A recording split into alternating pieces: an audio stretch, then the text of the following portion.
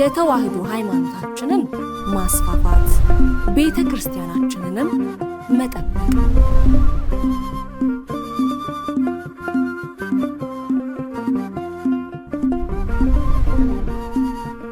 ሰላም ጤና ይስጥልኝ። የተከበራችሁ የእማማ ሚዲያ አድማጭ ተመልካቾቻችን እንደምንሰነበታችሁ። የእማማ ጠቅላላ ማህበር ዜና እንደሚከተለው ወደ እናንተ እናደርሳለን። አብራችሁን ቆዩ። ከዜናዎቹ ጋር እኔ ኤደን ሄኦላ ነኝ። በቅድሚያም የአቡነ ተክለ ሃይማኖት ዓመታዊ የንግስ በዓል በድምቀት ተከብሮ ዋለ። በኢትዮጵያ ኦርቶዶክስ ተዋሕዶ ቤተክርስቲያን በአዲስ አበባ ሀገረ ስብከት ስር የሚገኘው የሲኤምሲ መካነ ጻድቃን አቡነ ተክለ ሃይማኖትና ልደታ ለማርያም ቤተክርስቲያን የአቡነ ተክለ ሃይማኖት ዓመታዊ የንግስ በዓል በድምቀት ተከብሮ ውሏል። በበዓሉ ላይም መልአከ ሕይወት ቆሞስ አባ ለአከ ሥላሴ ተገኝ የደብሩ ዋና አስተዳዳሪ፣ የልዩ ልዩ አድባራትና ገዳማት አስተዳዳሪዎች፣ ሊቀ ትጉሃን መምህር ገብረ መስቀል ኃይለ መስቀል፣ የሃይማኖት እውቀት ማስፋፊያ ጠቅላላ ማህበር መስራችና ዋና ስራ አስኪያጅ፣ ሊቃውንተ ቤተክርስቲያን፣ ሰባኪያነ ወንጌል፣ ዘማሪያን እንዲሁም ምዕመናን በተገኙበት በዓሉ በድምቀት ተከብሮ ውሏል። በእለቱም በደብሩ ካህናት እንዲሁም በደብሩ ሰንበት ተማሪዎች የወረብ ዝማሬ ቀረበ ሲሆን በሊቀ ትጉሃን መምህር ገብረ መስቀል ኃይለ መስቀል የስብከተ ወንጌል አገልግሎት ተሰጥቶ በመልአከ ሕይወት ቆሞስ አባ ለአከ ሥላሴ ተገኝ የደብሩ ዋና አስተዳዳሪ ቃለ ምዕዳንና ቡራኬ ተሰጥቶ የበዓሉ ፍጻሜ ሆኗል።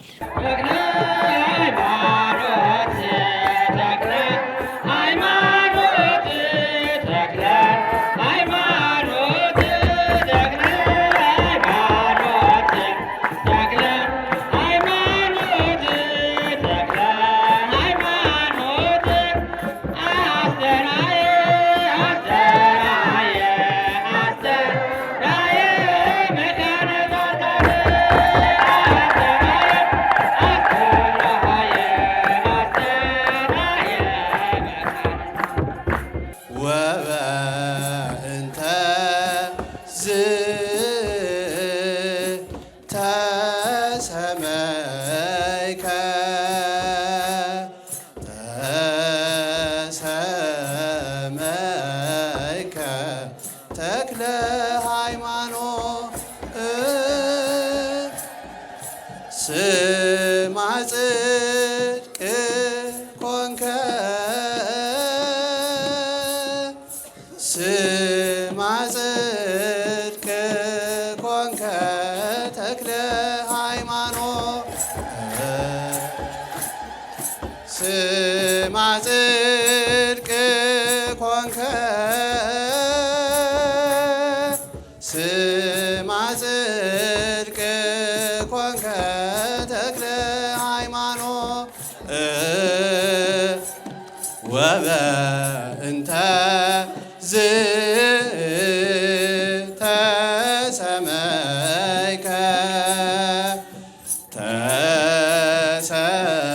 ተሰመይከ ተክለ ሃይማኖት የጻድቅ መታሰቢያ ለዘላለም ይኖራል። መዝሙር 111 በቅንፍ 112 ቁጥር 6 ላይ ተጽፎ የምታገኙት ኃይለ ቃል ነው። አባታችን አቡነ ተክለ ሃይማኖት ጻድቅ ስለሆኑ መታሰቢያቸው ለዘላለም ይኖራል።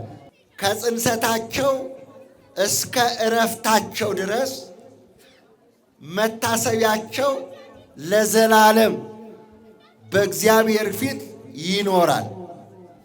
ስለዚህ አባታችን አቡነ ተክለ ሃይማኖት ታኅሳስ 24 ተወልደዋል። 28 ዓመት ሳይቀመጡ 12 ጦር እየወጋቸው 28 ዓመት ቆመው አንድ እግራቸው የተቆረጠችበት ያረፈችበት ስባረ አጽሙ በሚል ዛሬ ይከበራል ማለት ነው። የዘላለም መታሰቢያ፣ የጽድቅ መታሰቢያ፣ የሕይወት መታሰቢያ እንዲኖረን እንደ አባቶቻችን እንድንመስል ምን መሆን አለብን? አባቶቻችን የተረዱት ይሄ ነው። ንጹታም ቢመጣ ንፋስም ቢመጣ ማዕበልም ቢመጣ ቀጥ ብለው የጠኑበት አንድ ሃይማኖት፣ አንዲት ጥምቀት፣ አንድ አካል፣ አንድ ጌታ፣ አንድ መንፈስ ብለው ስለቆሙ ነው። በሃይማኖታቸው ስለጸኑ ነው። ኦርቶዶክስ ተዋሕዶ ሃይማኖት በሕገ ልቦና፣ በሕገ ኦሪት፣ በሕገ ወንጌል በሦስቱም ትገኛለች፣ ጸንታ ትኖራለች። ክብር ለመድኃኔዓለም ይሁን። አባታችን አቡነ ተክለ ሃይማኖት ከስማቸው ጀምሮ ሲተረጎም ተክለ ሃይማኖት ማለት የአብ ተክል፣ የወልድ ተክል፣ የመንፈስ ቅዱስ ተክል ማለት ነው። ስለዚህ በመጽሐፍ ቅዱስ ጌታችን መድኃኒታችን ኢየሱስ ክርስቶስ ሲያስተምረን አብ አባቴ ያልተከለው ተክል ሁሉ ይነቀላል ይላል። እግዚአብሔር አብ ያልተከለው፣ እግዚአብሔር አብ ያላጸደቀው እየተነቀለ መውደቁ የታወቀ ነው። የኢትዮጵያ አዲስ ሐዋርያ ተባሉ። ደስ ይበላችሁ። ክብር ለመድኃኔዓለም ይሁን። የጨለመውን ዓለም በወንጌል አብርተዋል። በወንጌል ሰብከው ነው ምዕመናንን ያበዙት፣ ቤተ ክርስቲያናችንን ያቆዩት። እስከዚህ ድረስ የደረሱት ወንጌል ሰባኪ ስለሆኑ ነው። ጌታችን መድኃኒታችን ኢየሱስ ክርስቶስ የዓለም ብርሃን እንደሆነ ሰብከዋል። ክብር ለመድኃኔዓለም ይሁን። አዳኝ ኢየሱስ ክርስቶስ ነው። መድኃኒት ኢየሱስ ክርስቶስ ነው። የተገለጠው ኢየሱስ ክርስቶስ የዓለም መድኃኒት ነው ብለው የሰበኩት አቡነ ተክለ ሃይማኖት ናቸው። በዚህ ብቻ አይደለም፣ እስከ ሰማይ ድረስ የሥላሴን ዙፋን ለማጠን በቅተዋል። ደስ ይበላችሁ። ክብር ለመድኃኔዓለም። ያመነ ሰው ሰባቱ ሰማያት ይከፈትለታል። ይህንን ለማረጋገጥ ከፈለጋችሁ የሐዋርያት ሥራ ምዕራፍ 7 ላይ ተመልከቱ። ቅዱስ እስጢፋኖስ ሰባቱ ሰማያት ነጽሮተ ስሉስ ቅዱስ ተገልጾለት አይተዋል። እግዚአብሔርን ማየት የሚችል አእምሮ፣ እግዚአብሔርን ማየት የሚችል ዓይን፣ እግዚአብሔርን መቀበል የሚችል ልብ የታደለ ነው። ስለዚህ አባታችን አቡነ ተክለ ሃይማኖት ዓለምን ያሸነፉት በእምነታቸው ነው። እግዚአብሔር አምላክ ሆይ ሕዝባችንን ጠብቅልን፣ አገራችንን ሰላም አድርግልን። እግዚአብሔር አምላክ ሆይ ለዓለም ሁሉ ሰላምን፣ አንድነትን፣ በረከትን እንዲሰጥልን አገራችንን ኢትዮጵያን ከጥፋት ከመከራ ከስደት አንተ በምሕረት እንድታስብልን እግዚአብሔር አምላክ ሆይ እንለምንሃለን።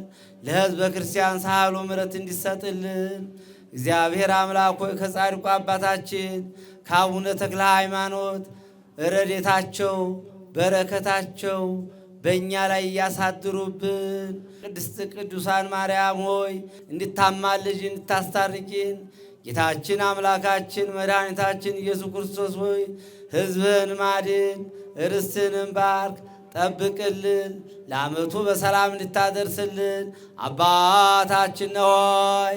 የቅዱስ መርቆሬዎስ በዓለ ንግሥ በድምቀት ተከብሮ ዋለ። በኢትዮጵያ ኦርቶዶክስ ተዋሕዶ ቤተክርስቲያን በአዲስ አበባ ሀገረ ስብከት ስር የሚገኘው የግራር ደብረ አባይ ቅድስት አርሴማና አቡነ ሀብተ ማርያም ቤተክርስቲያን የቅዱስ መርቆሬዎስ ዓመታዊ የንግሥ በዓል በድምቀት ተከብሮ ውሏል። መላከ ብርሃናት መምህር ተክለ ሃይማኖት ሞገስ የደብሩ ዋና አስተዳዳሪ፣ የልዩ ልዩ አድባራትና ገዳማት አስተዳዳሪዎች፣ ሊቀ ትጉሃን መምህር ገብረ መስቀል ኃይለ መስቀል የሃይማኖት እውቀት ማስፋፊያ ጠቅላላ ማህበር መስራችና ዋና ስራ አስኪያጅ፣ ሊቃውንተ ቤተክርስቲያን፣ ሰባኪያነ ወንጌል ዘማሪያን እንዲሁም ምዕመናን በተገኙበት በዓሉ በድምቀት ተከብሮ ውሏል። በዕለቱም በመላከ ሕይወት ቀሲስ ዶክተር እስራኤል የስብከተ ወንጌል አገልግሎት የተሰጠ ሲሆን በመላከ ብርሃናት መምህር ተክለ ሃይማኖት ሞገስ የደብሩ ዋና አስተዳዳሪ ቃለ ምዕዳንና ቡራኬ ተሰጥቶ የበዓሉ ፍጻሜ ሆኗል። የእልልታና የመድኃኒት ድምፅ በጻድቃን ድንኳን ነው። እግዚአብሔር ለክብርና ለጸጋ ጠርቶናል። እግዚአብሔር ከብዙ ጉድለታችን ጥቂቷንም ቢሆን እንዲጥልልን ወደ ሙላት እንዲቀይርልን በደጃፉ ተሰብስበናል። ያስገደደን ፍቅሩ ነው፣ የክርስቶስ ፍቅሩ። ስለሱ ተናግረን የምንጨርሰው አይደለም። ነቢያት ትንቢት የተናገሩት ስለ ክርስቶስ ነው። ሐዋርያት የሰበኩት ስለ ክርስቶስ ነው። ሰማዕታት ደማቸውን ያፈሰሱት ስለ ክርስቶስ ነው። በእውነት ሰማዕታት ደማቸውን አፈሰሱ ስለ እግዚአብሔር ክብር፣ በእግዚአብሔር ዘንድ ለዘላለም በቅድስና ለመኖር የእግዚአብሔር ክብሩን ማንነቱን የኢየሱስ ክርስቶስን የጌቶች ጌታነት፣ የአማልክት አማልክትነት፣ የጌቶች ጌትነት ሰማዕታት ደማቸውን አፈሰሱ። በተለይ እነ ቅዱስ መርቆሬዎስ ያ የመጀመሪያው ዘመነ ሰማዕታትን ያመጣው በሮማ ሀገር እነ ቅዱስ ጳውሎስና ቅዱስ ጴጥሮስ አንገታቸውን ተሰይፈው ቁልቁሊት ተሰቅለው የጀመሩትን ሰማዕትነት እስከ 300 እና 400 ክፍለ ዘመን ድረስ የዘለቀ ረጅም ጊዜ የሰማዕታት ዘመን ነው። ዛሬ እኛ እንባችንን እንኳን አውጥተን አልቅሰን ይቅርታ መጠየቅ ባልቻልንበት እነሱ ደማቸውን እያፈሰሱ ለእግዚአብሔር ታመኑ፣ ለእግዚአብሔር ታዘዙ፣ እንደ ቃሉም ኖሩ።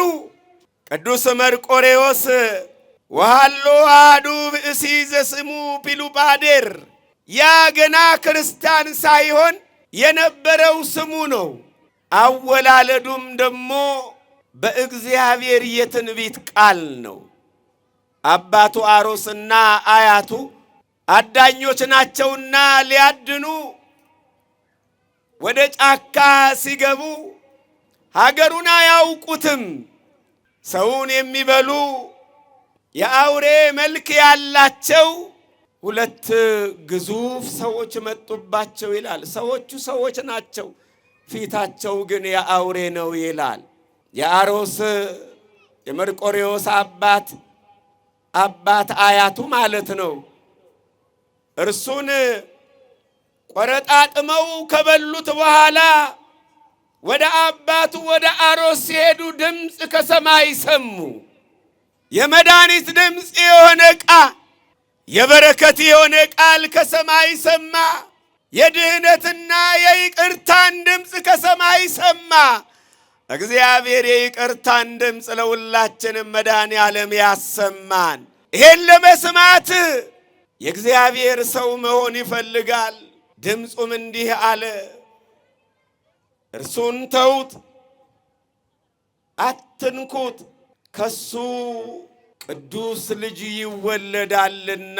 ለእናት ለአባቱ ክብር የሆነ ወላጆቹን በክብር የሚያስጠራ ቅዱስ ልጅ፣ በምስጋና እግዚአብሔርን የሚያመሰግን ወላጆቹን የሚያስከብር ንጻ ሥጋ ንጻ ነፍስ ንጻ ልቦና ገንዘብ ያደረገ ቅዱስ ልጅ ከእርሱ ይወለዳልና እርሱን አትንኩት አለ እግዚአብሔር ድምፅ። ጠላት በከበበን ጊዜ እንደሚያገሳ አንበሳ ሊበላን ዲያብሎስ በተሰለፈ ጊዜ እርሱን አትንኩት እሷን አትንኳት የሚል ድምፅ እግዚአብሔር ከሰማይ ለሁላችንም ያሰማን። በክብር ይህን ድምፅ እንደሰማ እነሱም እነዛ የአውሬ መልክ ያላቸው ሰዎችም ደነገጡና ያ የአውሬ ኃይላቸው ቀዘቀዘ ይላል። እግዚአብሔር በቸርነቱ ይጠብቀን። እግዚአብሔር ይባርካችሁ። የሰማዕቱ የቅዱስ መርቆሬዎስ በረከት አይለየን። ሰማዕቷ ቅድስት አርሴማ ትባርከን። በዓላችን የሰላም በዓል ያድርግልን። ለሀገራችን ለኢትዮጵያ ጽኑ ሰላሙን እግዚአብሔር ይዘዝልን። ይህን ሰዓት ባርኮ ቀድሶ እዚህ አድርሶናል። ቀሪውን ጊዜ ባርኮ ቀድሶ ሰላም ያስመሸን። የታመሙትን እግዚአብሔር ይፈውስልን። ሕፃናቱን በጥበብ በሞገስ ያሳድግልን። አዛውንቱንም ይጠብቅልን። ቸሩ አምላካችን ቸርነቱ እንዳይለየን እንዲህ ያለ ቅዱስ ስሙን እንጠራለን። አባታችን ሆይ። በመጨረሻም የምስካየ ኅዙናን መድኃኔዓለም ገዳም በመጽሐፍተ ሐዲሳት ትርጓሜ ያስተማራቸውን ደቀ መዛሙርት አስመረቀ። የምስካየ ኅዙናን መድኃኔዓለም ገዳም የአብነት ትምህርት ቤት ለ5 ተከታታይ ዓመታት በገዳሙ የመጽሐፍተ ሐዲሳት ትርጓሜ ትምህርታቸውን ሲከታተሉ የቆዩ ከ60 በላይ የሚሆኑ ደቀ መዛሙርትን አስመርቋል። ትምህርቱ በየኔታ መጋቢ ሐዲስ ቆሞስ አባ ወልደ ጊዮርጊስ ጸጋው አማካኝነት ሲሰጥ መቆየቱ ተገልጿል። በመርሃ ግብሩ ላይ ብፁዓን አበው ሊቃነ ጳጳሳት እንዲሁም መልአከ ምሕረት አባ ገብረ መድኅን ንጉሴ የአዲስ አበባ ሀገረ ስብከት ዋና ስራ አስኪያጅ፣ መጋቢ ሕሩያን አባ ኤልያስ በልሁ የገዳሙ ዋና አስተዳዳሪ፣ የጠቅላይ ቤተ ክህነት የየመምሪያ ኃላፊዎች፣ የአዲስ አበባ ሀገረ ስብከት የየመምሪያው የስራ ኃላፊዎች፣ የገዳሙ አስተዳደር ክፍል ሰራተኞች፣ አበው መነኮሳት፣ ወንድሞች ዲያቆናት፣ ተመራቂ ደቀ መዛሙርት እንዲሁም የተመራቂ ደቀ መዛሙርት ቤተሰቦች ተገኝተዋል። የምስካየ ሕዙናን መድኃኔዓለም ገዳም አስተዳዳሪ መጋቢ ሕሩያን አባ ኤልያስ በልሁ እንደገለጹት ገዳሙ ለአብነት ትምህርት ቤት የተለየ ትኩረት በመስጠት እንደሚሰራና በየጊዜው በመቶዎች የሚቆጠሩ ደቀ መዛሙርት እንደሚያፈራና ገዳሙ የንባብ ትምህርት፣ የቅዳሴ መዝገብ፣ የቅኔ፣ የሐዲሳትና ሌሎችም ትምህርቶች እንደሚሰጡ ተነግሯል። የደቀ መዛሙርቱ መምህር የሆኑት መጋቢ ሐዲስ ቆሞስ አባ ወልደ ጊዮርጊስ ጸጋው ብፁዓን አበው ሊቃነ ጳጳስን በማመስገን በሄዱበት ቦታ ሁሉ ከተማራችሁት ትምህርት ይልቅ ትህትናን፣ ፍቅርን የተላበሳችሁ መሆን አለባችሁ ሲሉ መልእክታቸውን አስተላልፈዋል። በመርሃ ግብሩ ላይ በተመራቂ ደቀ መዛሙርት ያሬዳዊ ዝማሬና ቅኔ ቀርቧል። በተጨማሪም ከአንደኛ እስከ አራተኛ ደረጃ የወጡ ደቀ መዛሙርት የማበረታቻ ሽልማት ከብፁዓን አበው ሊቃነ ጳጳሳት ተቀብለዋል። ብፁዕ አቡነ ሳዊሮስ ገዳሙ ደቀ መዛሙርትን አፍርቶ ለምርቃት በማብቃታችሁ እንኳን ደስ አላችሁ በማለት ለተመራቂ ደቀ መዛሙርቱ መልእክት ያስተላለፉ ሲሆን በተግባርና በቃል ቃለ እግዚአብሔርን የምትሰብኩ መምህራን በመሆን የተቀበላችሁትን ኃላፊነት በአግባቡ ተጠቀሙበት በማለት አባታዊ መልእክታቸውን አስተላልፈዋል። በመቀጠልም ብፁዕ አቡነ ዲዮስቆሮስ ለተመራቂ ተማሪዎች እንኳን ለዚህ አበቃችሁ በማለት መልእክት ያስተላለፉ ሲሆን ብፁዕ አቡነ ሳዊሮስ ገዳሙን በበላይነት መምራት ከጀመሩበት ጊዜ ጀምሮ ሰላሙ ተጠብቆ በልማትም ከቀድሞ በተሻለ መልኩ እየተንቀሳቀሰ መሆኑን ምስክርነት የሰጡ ሲሆን በመጨረሻም ብፁዕ አቡነ ጎርጎሪዮስ የምስራቅ ሸዋ ሀገረ ስብከት ሊቀ ጳጳስ ቃለ ምዕዳንና ቡራኬ በመስጠት መርሃ ግብሩ በጸሎት ተጠናቋል ሲል ቤዛዊት ዓለም ሚዲያ ዘግቧል። ውድ ተመልካቾቻችን ለዛሬ ያጠናቀርንላችሁ መረጃዎቻችን እነዚህን ይመስሉ ነበር። ቀጣይ በሌሎች ጥንቅሮቻችን እስከምንገናኝ ቸር ያቆየን።